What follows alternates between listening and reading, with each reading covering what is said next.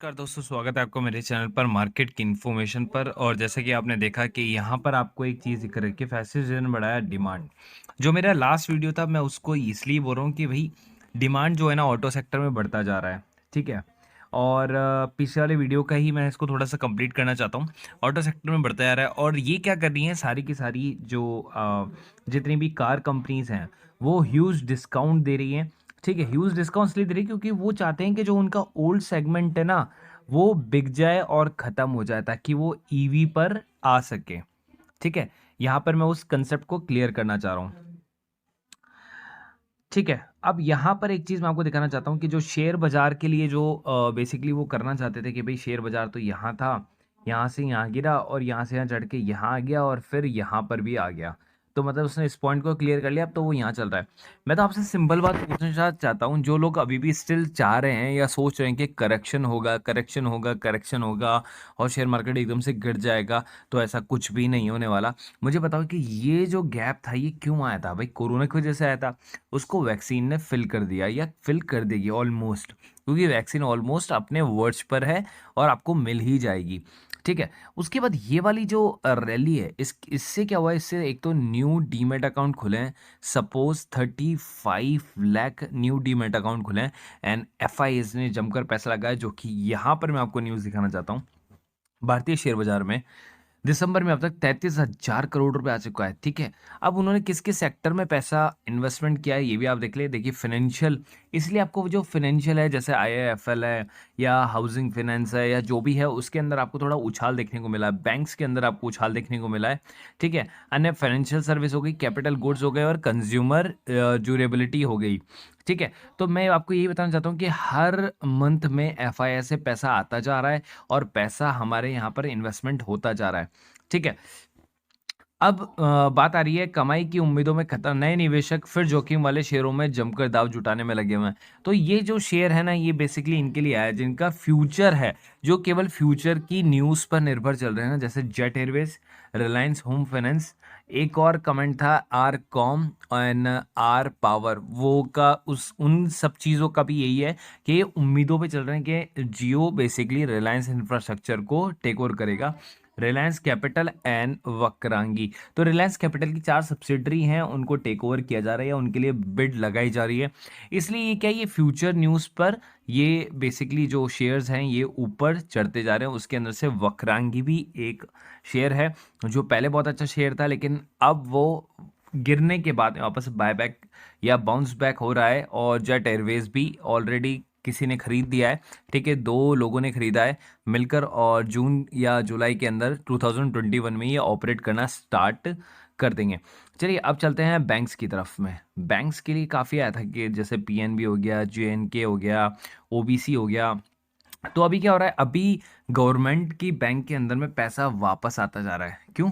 क्योंकि जब कोरोना आया था तब सारा पैसा निकल चुका था। अब पीएसयू में सारा पैसा वापस से लोग थोड़ा सा ट्रस्ट होने लग गया, वापस से आने लग गए और गवर्नमेंट ने या बैंक्स ने काफ़ी अच्छी स्कीम्स निकाल दी हैं, एफडी के लिए भी, होम लोन्स के लिए भी। तो अभी काफ़ी पैसा मतलब जो है या इंटरेस्ट आप कह सकते हैं, जो मोराटोरियम का भी पीरियड था, जो पुराना इंटरेस्ट था वो और जो नया इंटरेस्ट था वो, तो रेवेन्यू बढ़ता जा रहा है और एनपीए क्या है, कम होता जा रहा है। अब बात कर ली जाती है उन शेयर्स की जिन शेयर के लिए आप बेसिकली रिकमेंडेशन में थे, उन शेयरों का जो स्टिल कोरोना से पहले और अब तक सेम एज इट इज पड़े हुए हैं। पहला है फ्यूचर रिटेल या फ्यूचर ग्रुप के जो बेसिकली शेयर्स हैं। फ्यूचर कंज्यूमर हो गया उसके अंदर से। ठीक है, एक हो गया जी पावर इंडिया जो मैंने मेरे प्रीवियस वीडियो में कवर्ड कर दिया। अंडरडॉग शेयर है, ऊपर जाने का मादा रखता है, कम से कम 1/4 प्राइस में आपको ये मिल रहा है। ओमैक्स के अंदर भी अब आपको रियलिटी इस सेक्टर जो है वो बेसिकली वो भी उसके अंदर भी आपको बाउंस बैक दिख रहा है। यहाँ पर आप पढ़ सकते हैं फाइनेंशियल रिपोर्ट के मुताबिक 19-20 में कंपनी की सेल्स सालाना आधार पर डबल से ज़्यादा हो गई है। ठीक है, उसके बाद एक और आलोक इंडस्ट्री जिसके लिए आपको पूछना था, तो आलोक इंडस्ट्री का भी शेयर जो था ना दिसंबर को गिरकर 24.55 पे बंद हुआ। 13 फरवरी को 52 वीक हाई 61.40 रुपए के आसपास था। आईसीआईसीआई सिक्योरिटीज और म्यूचुअल फंड कंपनियों की इंडस्ट्री बॉन्ड एमफी जनवरी में टेक्सटाइल कंपनी को अपनी बीएससी स्मॉल कैप लिस्ट से निकालकर मिड कैप कैटेगरी में डाल सकता है। तो आलोक इंडस्ट्री मिड कैप कैटेगरी में आ सकता है। और एक और है अरविंद फैशन। तो अरविंद फैशन भी ऑलमोस्ट 55 रुपीज़ का शेयर है, और आप इसको भी देख सकते हैं। तो ये ऑलमोस्ट 350 रुपये का शेयर होता था। तो ये देखिए फ्यूचर रिटेल का जो शेयर है आपको इसमें जंप देखने को मिला। ठीक है, मार्केट चाहे क्लोज था यहाँ पर, नेगेटिव में था, लेकिन आपको इसके अंदर में पॉजिटिविटी देखने को मिली थी। जो लास्ट ट्रेडिंग हाउस के दिन जो बंद हुआ था, 5 दिन की चार्ट की अगर मैं बात करता हूँ, तो भी आपको देखिए काफ़ी अच्छा उछाल आपको देखने को मिला। तो मतलब अभी ये जो शेयर है ना, ये कंसोलिडेशन कर रहा है इस लेवल पर आकर। तो अब जो है वो इसका फैसला जो है वो हाई कोर्ट के ऊपर है, और हाई कोर्ट जो भी फैसला देगा उसके हिसाब से जो है फ्यूचर ग्रुप के शेयर चलेंगे। देखिए ग्रीन सिग्नल आपको दिखता रहेगा। ठीक है, तो मैं ये फ्यूचर ग्रुप, फ्यूचर लाइफस्टाइल और फ्यूचर कंज्यूमर शेयर का मैं आपको ग्राफ दिखा रहा हूँ रैंडमली। तो आप ये देख सकते हैं स्टिल मतलब आपको एक कंसोलिडेशन, और ये फ्यूचर ग्रुप के जितने भी शेयर है ना वो सेम ग्राफ के साथ चलते हैं। ये अरविंद फैशन और एक है अरविंद लिमिटेड। तो मैं आपसे जो बात कर रहा हूँ वो है अरविंद फैशन का जो शेयर है ना उसकी बात कर रहा हूँ। और एक और शेयर आप देख सकते हैं आदित्य बिरला फैशन। तो ये वो शेयर हैं जो स्टिल अभी भी कोरोना की चपेट में आ चुके हैं और ऊपर जाने का नाम नहीं ले रहे हैं। उसमें से एक दो शेयर है जिसने बहुत ही अच्छा बाउंस बैक मारना स्टार्ट ऑलरेडी कर दिया। ये देखिए 186 का शेयर था, 5 दिन के अंदर में देखिए हाई बना के आया 225 रुपए का, और अभी भी शेयर जो है वो 211 रुपए के ऊपर है। एयरटेल डेट की मैं बात करूँ तो शेयर जो है ऑलरेडी 400 रुपए के आसपास चल रहा था। ये देखिए बॉटम बनाया इसने 125 का, और अभी 211 रुपए पे चल रहा है। तो ये एक शेयर से आप समझ सकते हैं कि इस इंडस्ट्री में जो है वो बाउंस बैक आना स्टार्ट हो रहा है। ठीक है, अब हम बात करते हैं जे एंड के बैंक की, जो कि लोग बैंकिंग सेक्टर के अंदर मेरे से पूछ रहे थे जम्मू कश्मीर बैंक के बारे में। तो ये रहा जम्मू कश्मीर बैंक का जो चार्ट है। यहाँ एक आप 5 दिन की चार्ट की अगर मैं बात कर रहा हूँ या 1 मंथ की चार्ट की बात कर रहा हूँ, तो शेयर ने काफ़ी अच्छा कमबैक किया। और ये देखिए कंसोलिडेशन लाइन आपको दिख रही है, ये कंसोलिडेशन लाइन है अप एंड डाउन की। लेकिन ईयर टिल डेट की मैं बात करूँ तो ये शेयर जहाँ से गिरा था 30 रुपये के आसपास से, वहाँ तक ये ऑलरेडी मतलब ऑलमोस्ट जा चुका था।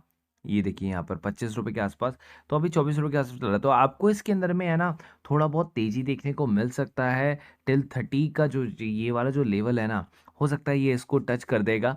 लेकिन ये लॉन्ग टर्म शेयर नहीं है। आपको मैं यही राय दूंगा कि आप इसमें प्रॉफिट बुक करें और निकल जाएं, क्योंकि इसके अंदर में कंटीजेंस लायबिलिटी बोरोइंग्स जो है वो काफ़ी मतलब ज़्यादा है।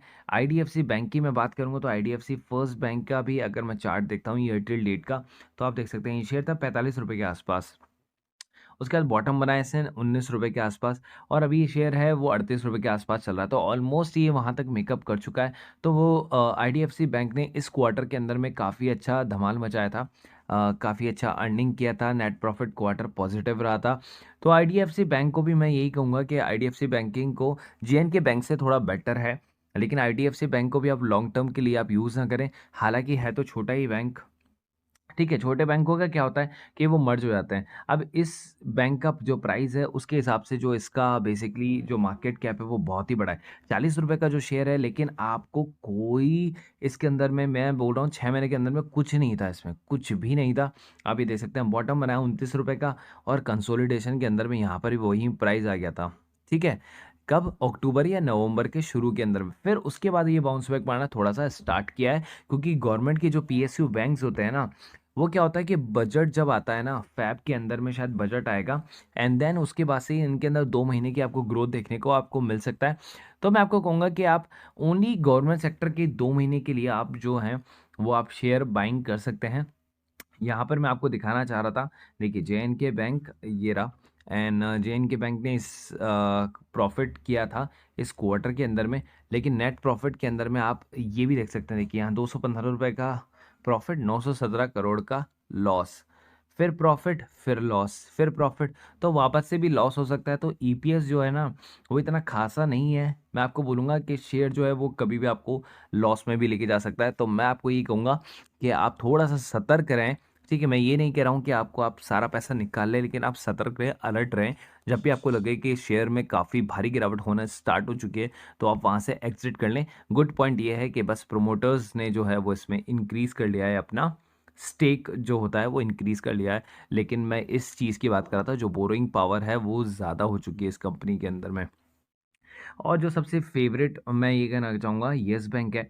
तो येस बैंक के अंदर में काफ़ी पोटेंशियल इन्होंने अपना जो एनपीए था ना, वो इन्होंने इसको कवर करते जा रहे हैं, इसको हटाते जा रहे हैं, ख़त्म करते जा रहे हैं एनपीए को।